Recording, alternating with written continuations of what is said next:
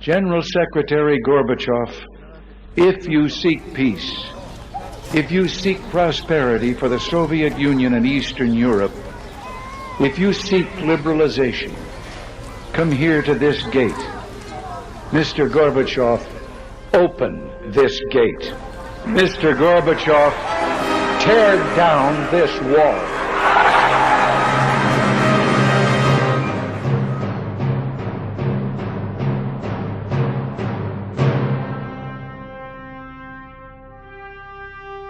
It was under President Reagan's leadership that the Berlin Wall came down, and communism rapidly began to lose its grip on the Soviet Union and Eastern Europe. No doubt, America's military-industrial complex also began to lose its grip on post-Cold War defense budgets.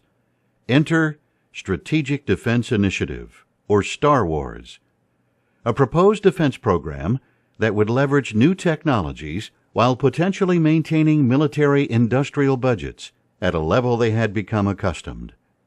Persuaded by the military's industrial complex of the importance and superior benefits, President Reagan approved the initiation of the program called SDI, the Strategic Defense Initiative, which became known as Reagan's Star Wars. The idea was to build a defense system that no enemy could penetrate with nuclear missiles.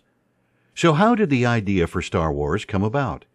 In this book, we learn about the chronology starting from the end of World War II, the Cold War, the Cuban Missile Crisis, to the fall of the Berlin Wall, and how our military defense arrived at SDI, or Star Wars.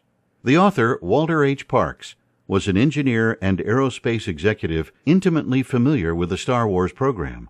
He talks about his book, Reagan's Star Wars, and what our greatest threat may be today. Walter, you actually worked for the company, Martin Marietta, that initiated what became known as the Reagan Star Wars program. Tell us about your role there with the company and how that experience influenced your writing of this book. Okay, well, I worked for Martin Marietta for about 24 years. I became president of their Tactical Weapons Systems Division. We had a study group, as most of the large aerospace companies do, that keeps track of what's going on in the world, what's going on with potential enemies, what kind of funding we might be able to help secure in Congress and the military. And so my role was to actually interface with all of the players to help define what kind of weapon systems we could create and try to get developed. And at one time, I was sent to Washington for 18 months to interface directly with the Pentagon and with Congress. In particular, in Congress, the committees that help describe what funding should be released. So I went from an engineer creating the programs to a vice president of Martin Marietta and president of the Tactical Weapons Systems Division. So I went through the whole gamut of our activities there. So you had a first-hand experience with the subject matter in this book, and you already had a science background in education when you worked for Martin Marietta. Had you had any training or background or interest in writing books, and how did you become interested in writing, period? Well, as a technical engineer, I did a lot of writing of technical reports, and then continued to write proposals to the government to secure tactical weapon systems. So I did a great deal of writing there, and I knew all along that I was very interested in eventually writing. So how did the book, Reagan Star Wars, come about? Can you give us a synopsis as well of what the book covers? Yeah, when I retired, I formed a company called Unknown Truths Publishing Company, and my interest was in ancient secrets and that kind of stuff. But some of my colleagues said I should be writing about my experiences in the aerospace industry. So this was the first of those ventures. So it gave you the background working in the aerospace industry to actually be an expert, I guess you could say, in this subject matter. Going back and looking at the book and some of the important aspects of it, it was President Eisenhower, as he was leaving office, who warned us about the military-industrial complex. Was President Eisenhower's assessment of the dangers of the military-industrial complex controversial at the time, and was he correct? I think it was controversial, but quite frankly, most of the people didn't know what he was talking about. Of course, everybody in the aerospace industry and in, say, the House Armed Services Committee of Congress and major Pentagon players understood. And basically what he was warning about is the coercing by aerospace companies to get funding for their projects. And some people may say instead of coercing, it was conspiring together because manipulating. Right, yeah. So basically, that was the military-industrial complex to try to secure funding for specific projects that aerospace companies were interested in because they would get the contracts, and that Congress and the military was interested in because they felt that those kind of programs were needed. We produced the audiobook version of your book, and what I walked away from it was that there was a need for that fine line, a balance between being careful that the military-industrial complex doesn't manipulate the manufacturer and the jobs and all of the contracts, at the same time keeping a strong defense, especially with rogue nations like North Korea rearing its ugly head right now. Yes, absolutely. The real, I should say that we probably overdid it a bit from the industry side, but the military we felt needed to be very, very strong because we always knew that these kind of situations would occur. For instance, there was a disaster when Carter was president. He was basically a humanitarian rather than a political leader. And he allowed the situation in Iran to become what it is today. He actually participated in replacing the Shah and General Alexander, who was the general that interfaced with the Shah. And he did it because he thought the Shah shouldn't be such a strong ruler. Well, it resulted in the whole country being taken over by the radicals. And we've lived with that ever since. So we need to make sure that if we err, that we err on the side of a strong military and a strong leader. Now, I personally am concerned that President Obama is a humanitarian more so than he is a military leader.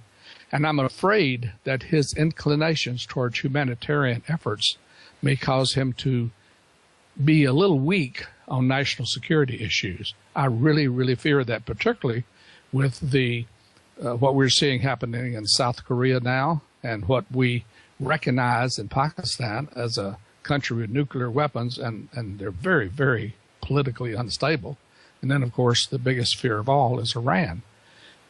We just absolutely can't allow them to acquire nuclear weapons. And we need a strong, strong military and particularly a strong political leader to keep that from occurring. And there are several lessons in your book about that, as you covered and recapped several decades going back to World War II and communism's rise, and then, of course, the Cuban Missile Crisis. So we have a lot to learn just from reading your book about the necessity of a strong military without overspending and putting our country in greater debt.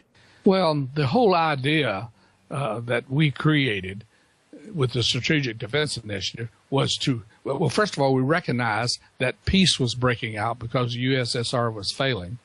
And so we were afraid that the budgets would be drastically cut.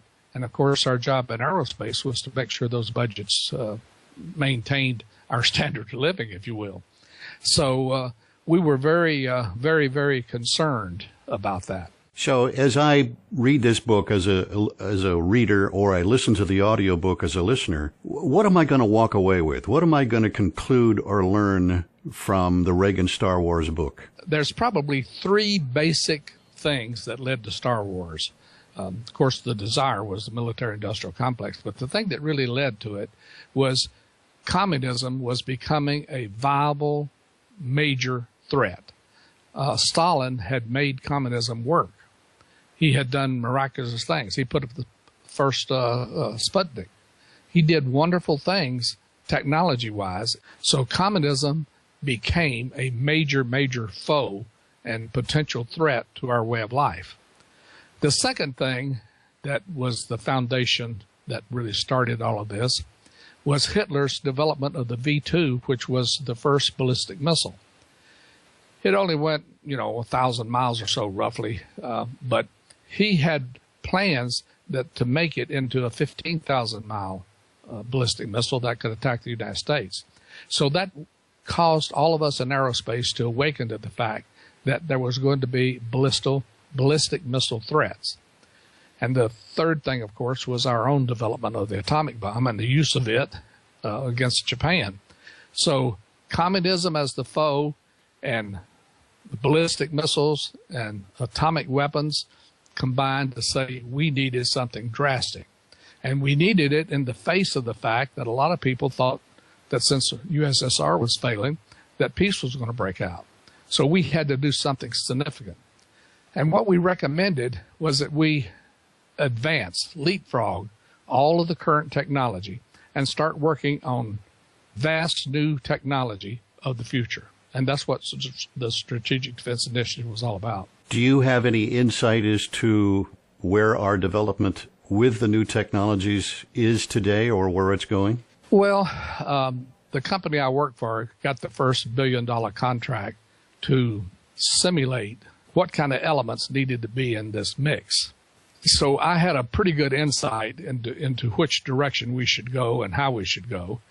But of course, we aerospace types typically do, we asked for more financing than the world could bear. So it sort of slowed down a bit, but it went through several different iterations, and it did result in some magnificent capability that we have today. Going back into the decades that you cover, all the way from World War II on, did you come to a conclusion yourself that we are now changing the definition of what is a strong military because of the technologies?